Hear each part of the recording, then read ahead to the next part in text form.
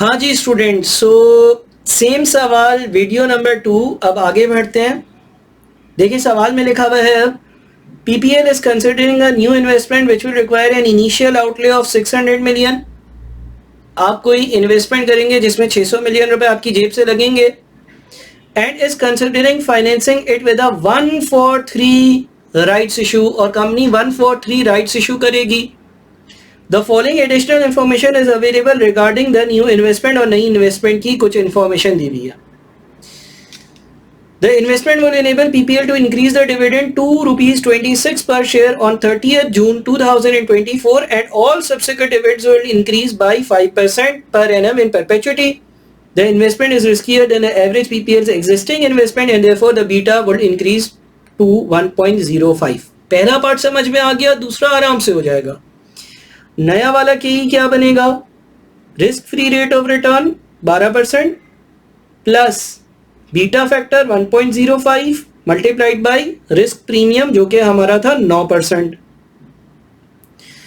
तो नया वाला केई कैलकुलेट करते हैं। नया वाला हमारा केई होगा 12 प्लस 1.05 मल्टीप्लाइड बाय 9 यानी कि 21.45।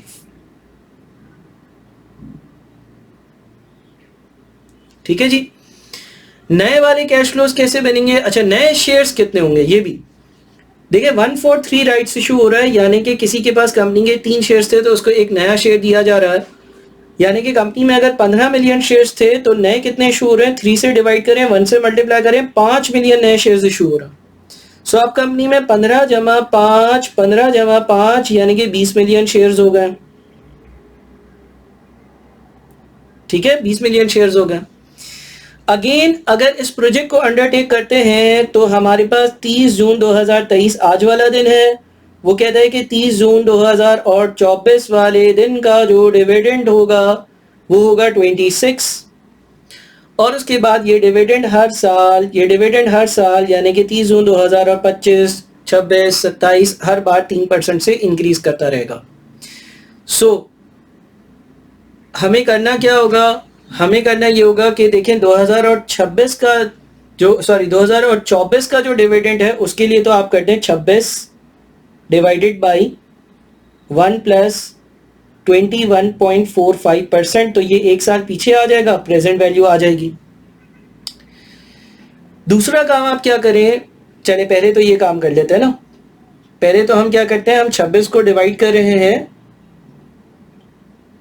हम कर रहे हैं भाई 26 डिवाइडेड बाई 1.2145, तो ये आ जाता है 21.4 समथिंग।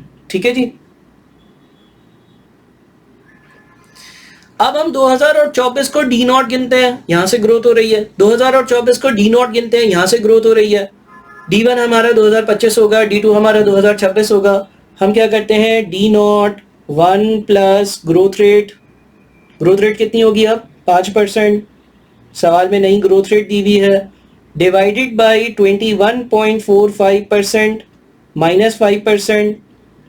इसको हम कंप्यूट करते हैं तो ये बन जाता है 26 मल्टीप्लाइड बाई 1.05, और इसको हमें डिवाइड करना है 0.2145 माइनस 0.05।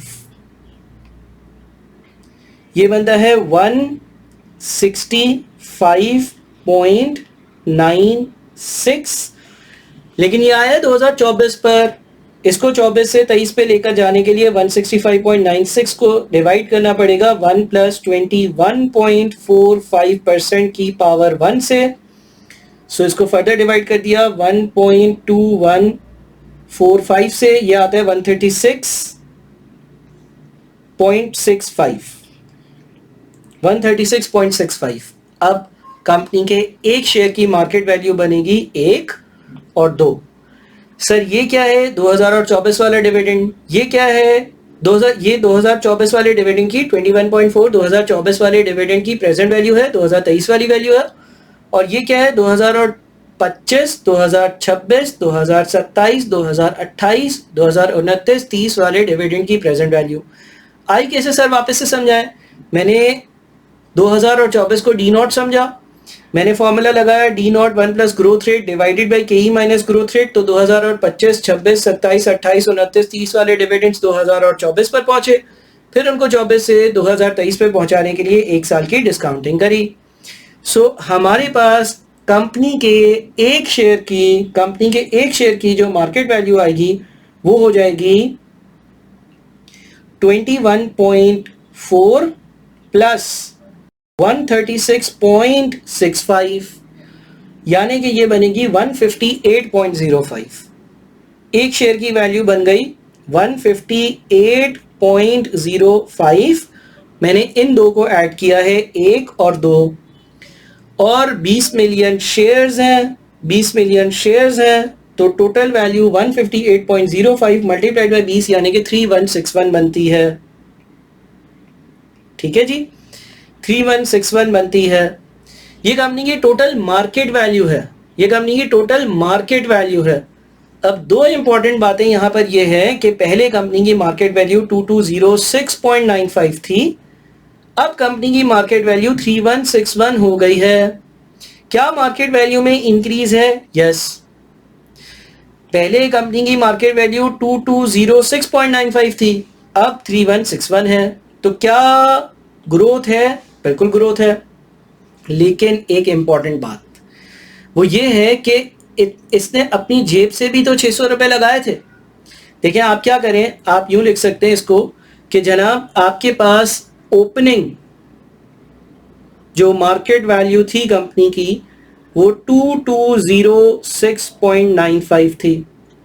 आपके पास जो क्लोजिंग मार्केट वैल्यू है वो 3161 है। ठीक है जी।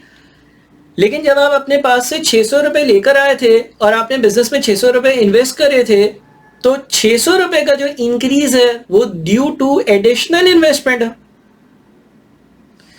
तो जो इन दोनों का डिफरेंस बन रहा है, इन दोनों का डिफरेंस बनता है 3161 माइनस 2206.95, 954 बनता है। लेकिन 954 पूरा इस प्रोजेक्ट से 954 का फायदा नहीं हुआ, 600 रुपए तो एडिशनल इन्वेस्टमेंट की वजह से हुआ है, लिहाजा 354.05 का फायदा। ये इस तरह से ये लेट से आपने किसी कंपनी के 10 शेयर्स दिए हुए थे, एक शेयर की वैल्यू 100 रुपए थी, तो टोटल शेयर्स की वैल्यू थी 1000। एक साल बाद इन 10 शेयर्स की वैल्यू 120 रुपए के हिसाब से हो गई 1200। इस केस में तो आप ये कह सकते हो कि 200 रुपए का आपको गेन हुआ। लेकिन अगर मैं आपसे ये बोलूं कि साल के शुरू में आपके पास 10 शेयर्स थे, एक शेयर 100 रुपए का था, तो टोटल वैल्यू 1000 थी। साल के आखिर में आपने कंपनी के ड्यूरिंग द ईयर आपने कुछ शेयर्स खरीदे भी थे, साल के आखिर में आपके पास कंपनी के 12 शेयर्स थे और इन शेयर्स की वैल्यू जो है मे बी लेट से 120 रुपए थी, तो ये बन जाता है 1440।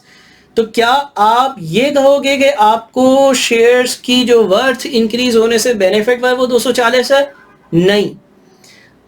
ड्यूरिंग द ईयर आपने जो 2 शेयर्स एडिशनल परचेज करे हैं उसके लिए जो कंसिडरेशन पे करी है वो हटानी पड़ेगी। बात समझ में आ रही है? यानी कि यहां पर सॉरी ये 440 है ना, ये आपका 440 है। मैं ये कहना चाह रहा हूं कि देखिए आप कहने तो आपके शेयर्स की वैल्यू पहले 1000 थी और अब 1440 है, लेकिन आपका gain due to increase in shares value 440 नहीं होगा। एज्यूम कर लो तुमने ड्यूरिंग द ईयर 2 शेयर्स 100 वाले मजीद खरीदे थे, यानी कि 200 रुपए मजीद इन्वेस्ट करे थे, तो सर आपका गेन जो है वो 440 नहीं है, 200 रुपए तो इसलिए इंक्रीज हुए क्योंकि आप एडिशनल पैसे लेकर आए थे। आपका जो वर्थ या वैल्यू में इंक्रीज है वो 240 है, आपको कैपिटल एप्रिसिएशन या कैपिटल गेन 240 है। इस तरह का केस यहाँ पर है कि आपकी वैल्यू इधर से इधर जा रही है, वैल्यू में टोटल इंक्रीज 954 का है, लेकिन उसमें से 600 रुपए तो इसलिए है क्योंकि आपने एडिशनल इन्वेस्टमेंट करी थी, जिसका यहाँ पर सवाल में ये बात मेंशन थी। सो उम्मीद है कि बहुत ज़्यादा डिटेल में इस सवाल को किया, इससे आपके डिविडेंड वैल्यूएशन के कॉन्सेप्ट्स रिवाइज हुए होंगे और चीज़ें समझ में आई होंगी। इंशाल्लाह अगले लेसन्स में मजीद डिस्कशंस करेंगे। Thank you so much.